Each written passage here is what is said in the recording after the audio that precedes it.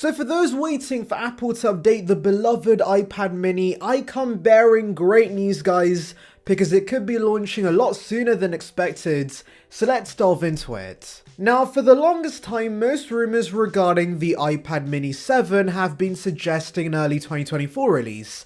In fact, credible Apple guru Mr. Mark Gurman has also said there would be no new iPads for the rest of this year because apparently Apple doesn't care enough to give these iPads slightly better chips and a new paint job.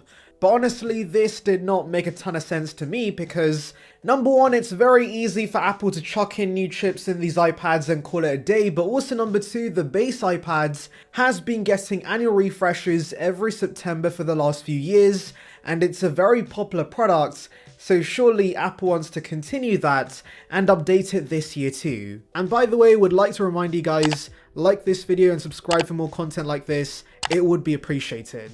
And so yes, I was willing to go against the mighty Mark Gurman and predict we're gonna see a new base iPad in September, but it seems I might be wrong about that because Mr. Shrimp Boy comes in and says, hey, forget about the crappy base iPads, we're getting a new iPad mini instead.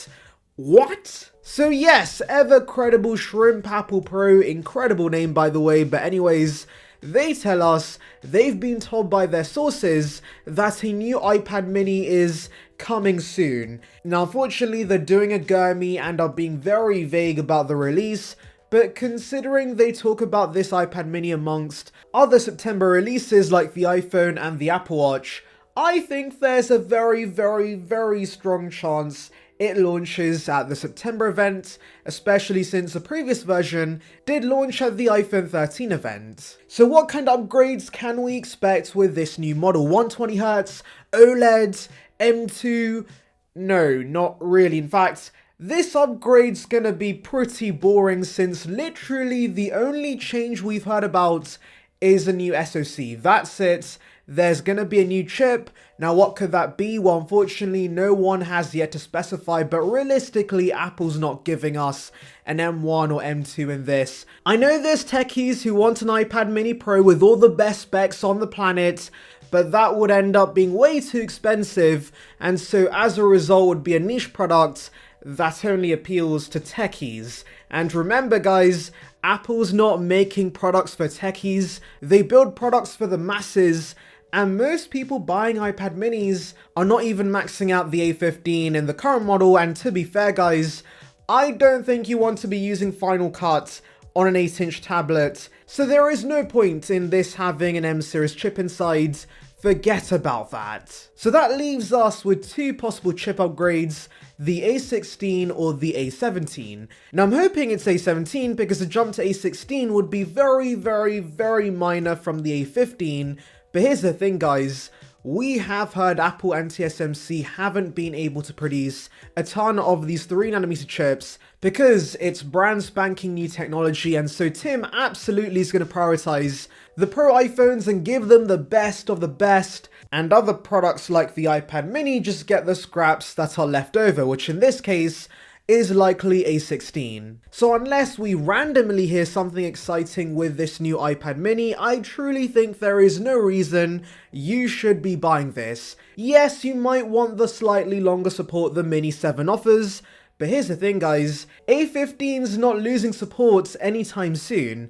And actually that brings me on to the single good thing about this new model, which is it's gonna absolutely help bring down the price of the current iPad mini, which is fantastic news for cheapskates like myself, and so I'm gonna be recommending many to hunt for deals on that because it's still a fantastic iPad. I had no issues with it, and a simple spec refresh like this is kinda pointless. But of course that does not mean I can't make a wish list of things I would like to see, so yeah, let's delve into that. Though do remember the chances are basically zero of any of this materializing. We begin with thinner bezels. While I can definitely live with the bezel size, it does look a little chunky, I can't lie, and so it would be nice if the iPad mini 7 does get thinner bezels.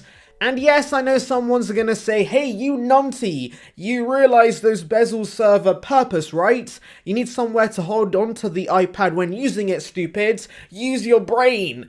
And yes, I am totally aware of that, but even then, Apple could quite easily make the bezels a little thinner, and you would still have somewhere to place your finger, unless of course your fingers are this big, in which case, yeah, you might be screwed. But with regular consumers with normal hands, thinner bezels would be nice. This also would not just be an aesthetic upgrade, because with thinner bezels, we could see a bigger display in the same form factor, which is always appreciated. So here's hoping Apple has plans to do exactly that sometime in the future. Another display related change I would like to see is fixing the scaling on this iPad, because Apple's literally just miniaturized the iPad Pro UI without optimizing the content for the smaller display. Yes, Apple has become super lazy. So for example, on the home screen, there is a lot of wasted space, and as a result, some widgets and the information they show are frankly too small, even for someone who wears massive spectacles. And for those wondering, changing the font size does not fix this, so I've been waiting for Apple to sort this out, but surprisingly, 2 years later and they've done nothing. So here's hoping they can fix this with the iPad mini 7. My next request is pretty minor, guys, and most probably don't care about this, but I obsess about colors way too much, so I'm gonna mention this anyways, and that is the fact I want a proper silver iPad mini. I got Starlight thinking it would be similar enough, and while it's not the worst thing in the world, I'm just not a fan of this beige/gold hue Starlight has, and so please Apple, just go back to silver on iPads. They look a lot cleaner, and actually while you're at it, just get rid of Midnight and Starlight altogether, because I hate these colors with a passion. And here's an idea, Apple, give us the fun colors the iPad 10 got, because those were vivid, they pop, and it would especially suit the iPad mini smaller size. Just imagine how cute that would be. Yes, I just called an iPad cute, but anyways, let's gloss over that. Now, I don't see my next request ever happening, if I'm being honest, but I'm gonna mention it anyways, and that's quad speakers. This really depends on whether you've used an iPad Pro in the past, because as someone who's had one for years, the iPad mini speakers were a bit of a downgrade, I can't lie. Now of course I was expecting the speakers to be worse either way, considering it's a small device and smaller things produce less sound, physics 101, but the quad speakers really do make the sound more full in my opinion. And so please Apple, it's about time the mid-range iPads also get this. Please don't restrict this to just the iPad Pro, because most consumers consume content on iPads, and I need to be watching Peppa Pig bass boosted at the highest volume possible. But by far the easiest change Apple could implement is 128 gigs of base storage. Now I can make do with 64 gigs, but let's be honest, Apple should not be offering this little storage on a new iPad. The only model that gets a pass from me is the iPad 9, because you can find that nowadays for sub $300, but the iPad mini is a relatively expensive iPad, I can't lie. It's $500, and so give it 128 gigs as standard.